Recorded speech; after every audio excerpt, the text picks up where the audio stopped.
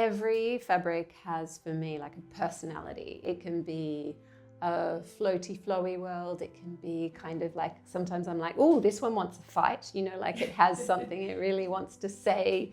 You pull it there and it's like, no way, I'm not going there. You've got to listen to me. Like we call them even bossy fabrics. Wow. Each materiality kind of inspires and evolves different forms, just like with I always think of ceramics. Sometimes what you could make in porcelain versus what you make in like a speckled clay versus what you might make in an oxidized, and how even those finishes will completely change how that form itself even represents.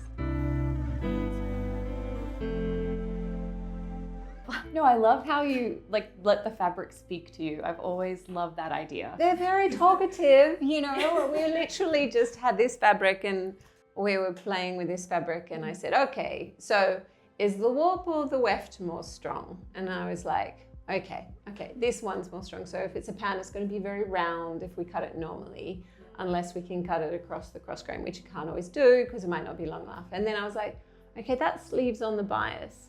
Are both of the biases the same?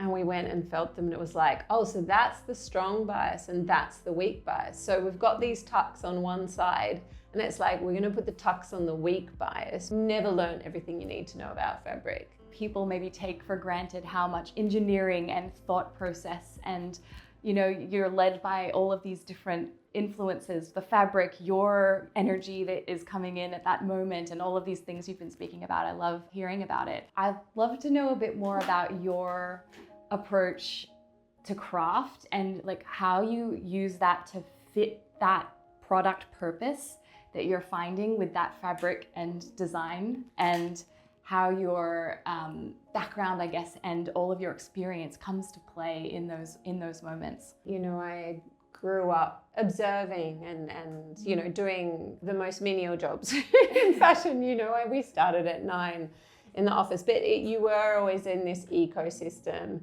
So there was no smoke and mirrors. It was really a lot of understanding of, you know, there's quite a lot of complexity in the process of making clothes. It was really about, for me, finding that form, and that was a truly unique form. And for me, I couldn't draw it. There was nothing in my imagination that could render what that fabric might tell me when it was on a body, or when it was, you know, really engaging with gravity. I mean, I'm hilariously, like I did high-level maths, chemistry, physics, and commerce. So, you know, I didn't even do art for the HSC, but there is so much like gravity and engineering and science in how it all goes together. And so for me, when I was studying, I really needed to understand the craft, and I wanted to learn about draping. And my mum's Italian, and so I luckily had an Italian passport, and I moved overseas and started always working in the back room, you know. So I didn't need to be the person drawing at the front. I wanted to be in the studio. I wanted to be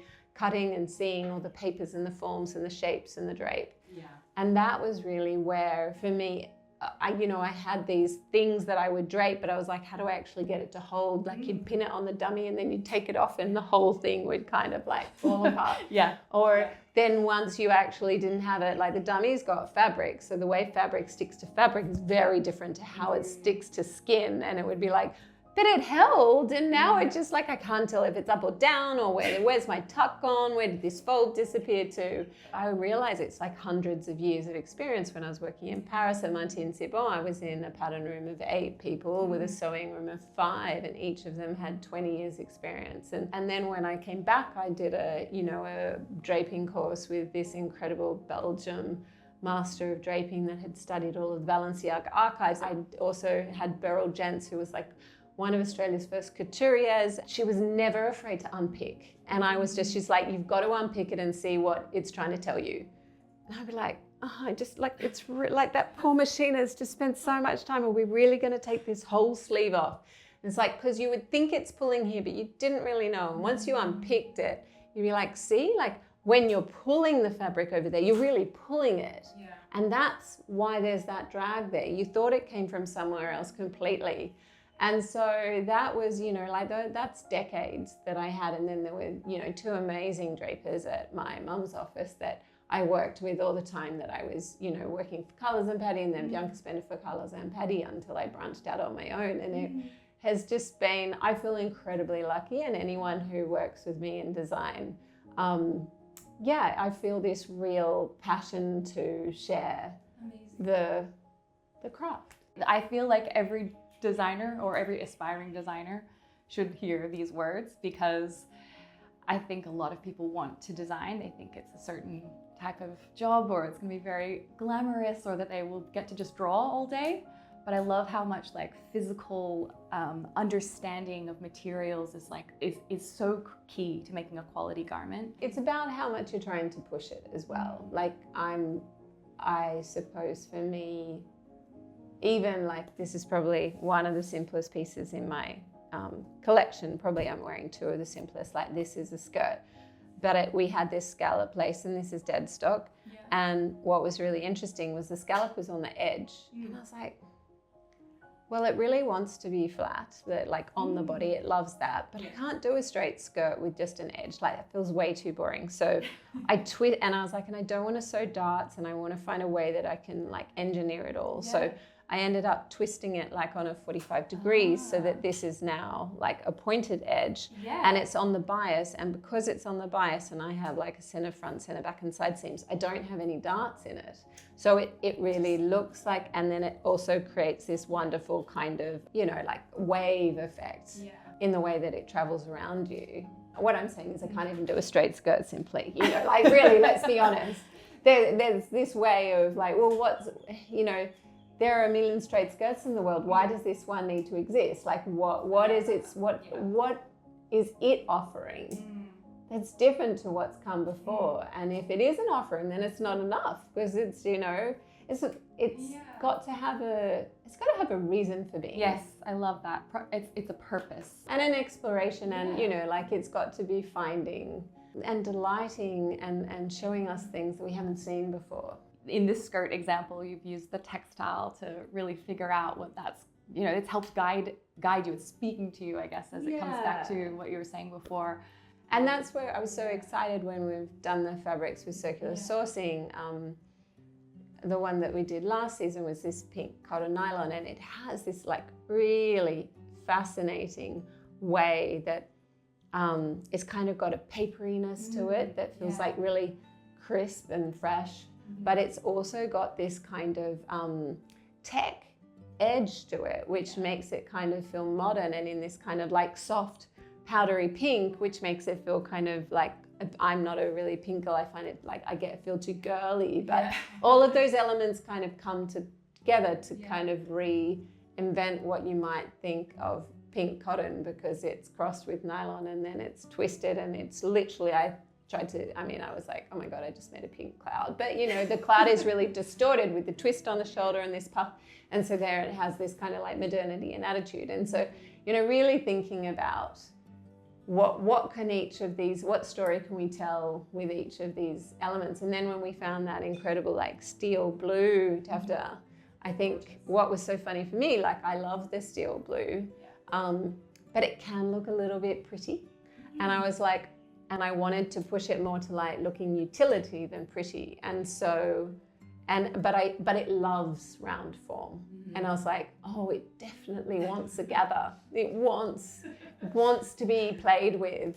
And so we were playing with this gather top, but then we like ended up putting like a black rope through the back and neck, just to like give it a bit of hardness, and for the skirt, rather than it just being this big bubble skirt, which is why I started with, it has this kind of sharp lined yoke through the top that's kind of got a real sculpturalness to it. And then it's allowed to be like this big free bubble. But even with the yoke, because the taffeta kind of wants to crinkle, we like backed it with wadding so that it like had to stand proud. And then the rest of the taffeta got to just go, oh, I get to gather, I'm so much fun. And an elastic in the hem so that you can walk, and it can kind of grow and shrink as you walk. Because they're all these wonderful personalities that you can explore. We ended up being so lucky, because we found this incredible dead stock wool that's in this kind of denim chambray color that just sits so beautifully with it. So it's always about making, particularly when we work with the dead stock fabrics, making it look like we had every choice in the world, of the color or the fabrics, so that they all sing together without it looking like, oh, you just had to, you know, pull together these disparate elements, like they've all got to feel completely, you know, like a great album that everything connects. They all have all the songs have their own identity, but they all connect together. If you were just getting started with surplus, how would you approach getting the fabric to speak to you when you're just starting and you have no idea? I sometimes call them like the misfits. Like sometimes they're surplus because someone didn't know how to work with them, and sometimes they're just a normal fabric. But and what I mean about that is they're often more bossy than other fabrics, and they have a really distinct point of view. So I shouldn't call them the misfits. They're more like just the ones that you know, you have to lean into them. You're not always getting everything, all of the information of what was their story and how they became. And so in that way, for me, like I have a standard kind of 5 tests. So my one is that like finding its straight grain, like its strong grain and how it falls with bias. Do the same on the bias. I mean, you might not be working on the bias, but like stretch this one as far as you can, stretch that one as far as you can, see what the comparison, and check both biases, because one might be really stretchy and one might be much more stable. And then you'll be like, oh, okay, I need the more stable one. Check your warp and your weft, both in stretch, but also in the strength of them. Like, is there one way that it's really round or one way that it's really like it just folds in on itself and it's really kind of like droopy? And that's more for you to understand an identity of like, how would you use any pattern that you have with your dead stock fabrics. And I also do a test where, you know, we cut a swatch of, I think it's like 10 by 10, and you sew it on the 2 biases and on the straight and the cross grain, and you just pull it to see, you know, what is it seam slippage like. And then we do a pilling test, which is, you know, like I'll try and rub it against, not something that has a snag, but something that's not a smooth surface, and rub it against itself. And then I do the same, like a 20 by 20 test where it's like ironing, steaming. And this, like with the ironing and steaming, obviously there's tests you do for production that might be further, but this is just, it's helping you avoid cutting a toile and it being faulty, because otherwise even if you went to make them in bulk, the risk you have is that you haven't done that due diligence, and then when you go into bulk, it changes again, because when you're doing big lays, the fabric reacts differently to when you do a short lay on a sample cutting table. You're nodding like, yeah, that's happened to me. It has, absolutely.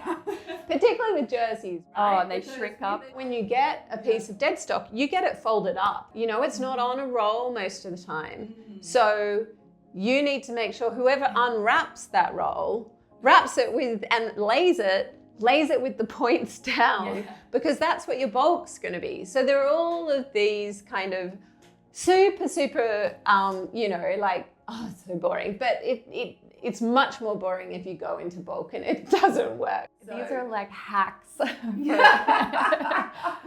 for avoiding drama later. How to avoid drama. Because the thing is, and I remember the first few seasons I did production, and I am a very process-driven person, and I'm quite precise. And so every time I'd be like, okay, these are my learnings. So I apply that, and I create a spreadsheet, I apply that. And what I learned, I think after it was like my 3rd year, then I started getting angry, and I was just like, and I realized it was like, okay, so I've done all this great work, but there will always be a surprise. And that actually, if I can just accept that there will always be a surprise, but have enough of these systems that at least my rule with my team is something's always going to go wrong, but as long as it's not the thing that went wrong last season, it's okay. Because if you're adding all of those up together and not learning enough as you go along, then you're really just setting yourself up for pain.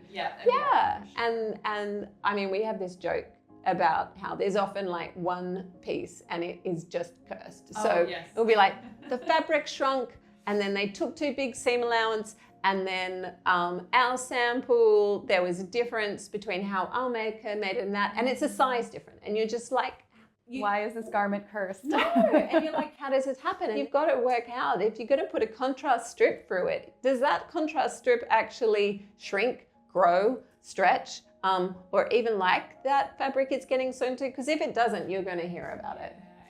Oh my gosh, so many pearls of wisdom, and I think that you are such an expert. I feel like you could do a whole series. You could do a whole series in how to speak to fabric and how to let it speak to you. I think I'm always talking to the body, and I'm always talking to the fabric. Well, thank you so much for sharing all of the beautiful things you've shared with me. Like, I feel so honored, and I feel like it's going to help a lot of people. And I think particularly in the world of trying to work in sustainability, you've got to commit to it, and it does take another level. It's worth it.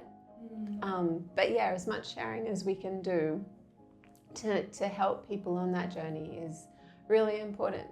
Thanks for being so generous with that as well. And always. It makes me think of you learning from, the studio and the being around the makers. So many lessons. I feel like you're passing that on to other people as well. And I think that's beautiful. And that's how you learn, and that's how you get that tacit knowledge around materials and design and finding your way. So I think I'm very grateful to know you, and thanks for being here. I mean, I'm very grateful to the work you all do. And, I think one of the things when you launched the website, I was like, oh my God, I get shown all of these fabrics, but you really, the way that you use your hand, and you really get a sense of the fabrics. And I was just really impressed. I think it's the first time I bought a fabric without sight unseen, not having physically touched a header.